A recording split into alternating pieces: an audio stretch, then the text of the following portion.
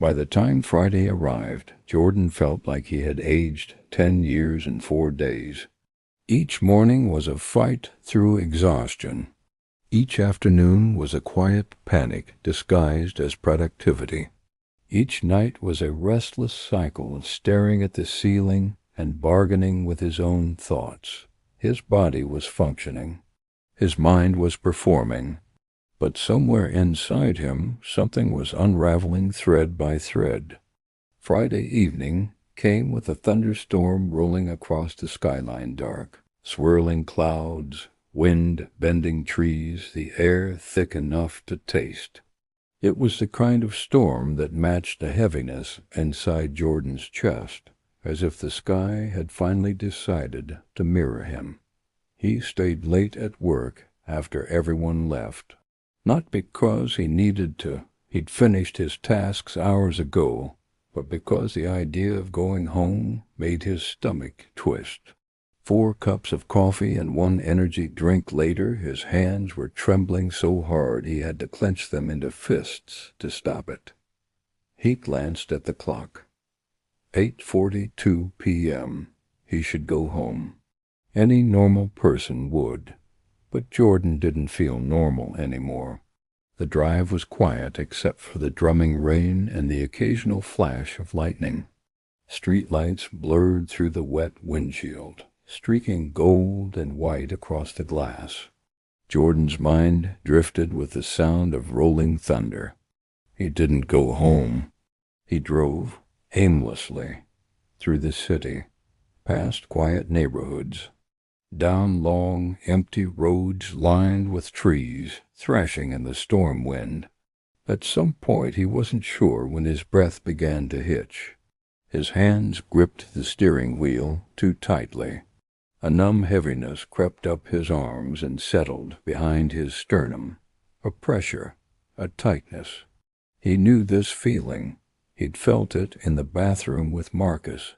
He'd felt the edges of it for weeks. But tonight, the storm inside and outside collided, and something finally snapped. His chest tightened sharply. He inhaled. The air didn't come. He tried again. Still nothing. A sudden, intense panic surged through him, hot, electric, suffocating. He pulled the car to the side of the empty road, trembling violently. Rain hammered the roof so loud it sounded like bullets. Jordan clutched his chest. Breathe, please breathe. Please. But his breaths came in fast, shallow gulps. His heart pounded against his ribs, wild and erratic. A panic attack worse than before. Much worse. The world felt like it was closing in. The car, the storm, the night all pressing in on him at once. He felt helpless. He felt trapped. He felt like something inside him was tearing apart. His phone vibrated suddenly in the Q folder. Through blurred vision, he saw a name flash across the screen. Marcus. Jordan stared. He couldn't answer. He couldn't speak. Couldn't breathe. The phone stopped, then buzzed again. Marcus calling. Jordan's shaking fingers fumbled for the screen. He hit the green button, not sure why. Maybe instinct, maybe desperation. He couldn't speak. Jordan? Marcus's voice filled the car, calm but laced with concern. You okay? Silence. Jordan, talk to me. Jordan tried. Nothing came out except a sharp inhale. Another inhale. Another, too fast. Marcus heard it instantly. Hey, listen to me. Are you pulled over? Jordan nodded before realizing Marcus couldn't see him. He managed one word, strained, barely audible. Yeah. Good. Stay where you are. Don't drive. Just stay with me. Jordan pressed a shaking hand to his forehead. His vision blurred. His heart thundered. It's okay, Marcus said, quiet, steady, grounding. You're having a panic attack. I've been there. You're not dying. You're scared and your brain is lying to you. Jordan let out a choked sound. The tears came without warning, hot, quiet, humiliating. "I can't," he gasped. "You can," Marcus said firmly. "Just follow my voice." "Okay? Stay with me?" Jordan squeezed his eyes shut, clinging to the sound of Marcus's voice through the storm. "Put your hand on your chest," Marcus instructed softly. "Feel your heartbeat? It's fast, but it's steady. You're safe." Lightning flashed, illuminating the inside of the car.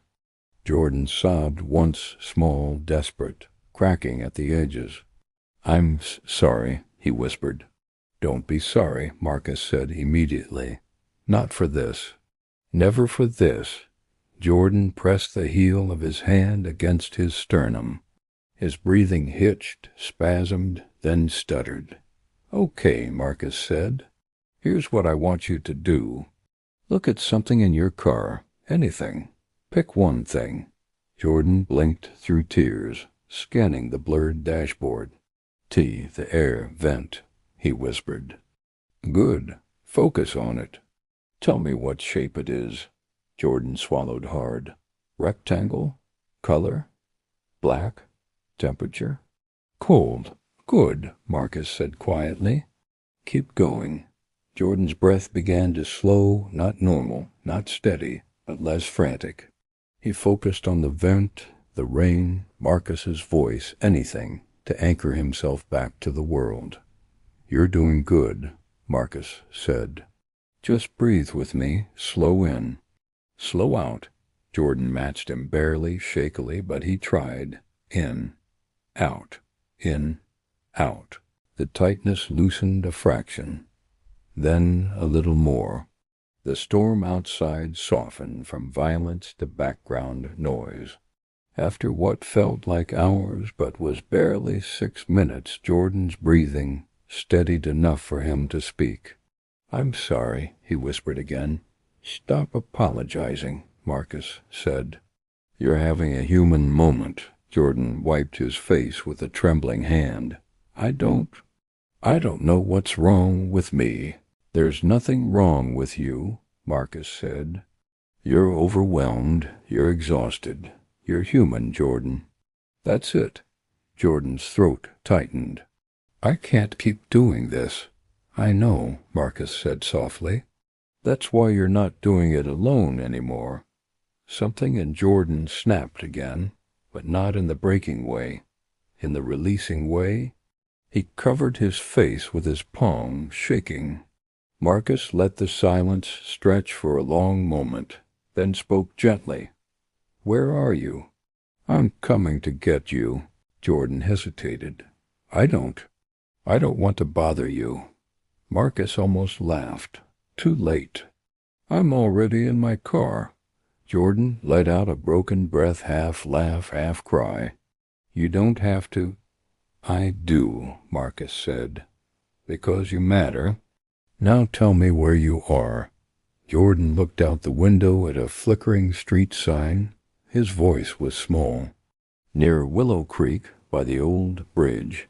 "I'm 10 minutes out," Marcus said. "Keep me on the phone." Jordan nodded weakly, resting his head back against the seat. His breathing was slow, shaky, but steady enough. Something deep inside him shifted, something terrifying and comforting at the same time, because for the first time in his life, someone was coming for him, not to fix him, not to save him, just to be there. And that broke him open in a way nothing else ever had. 10 minutes later, headlights pulled up behind him. Marcus tapped on his window gently. Jordan unlocked the door. Marcus didn't say anything at first. He just stepped in, sat beside him in the passenger seat, and let out a slow breath. "You scared the hell out of me," Marcus said quietly, but with a soft smile to take the sting out of it. Jordan's eyes filled again. I didn't know who else to." "You called the right person," Marcus said. Jordan looked away, overwhelmed. "Hey," Marcus murmured, "you're okay." "I'm right here." The storm rumbled overhead, softer now, distant, and for the first time in weeks, Jordan didn't feel like he was drowning alone in the dark. He felt seen, held, not fixed, just not invisible, and that was enough to keep him breathing.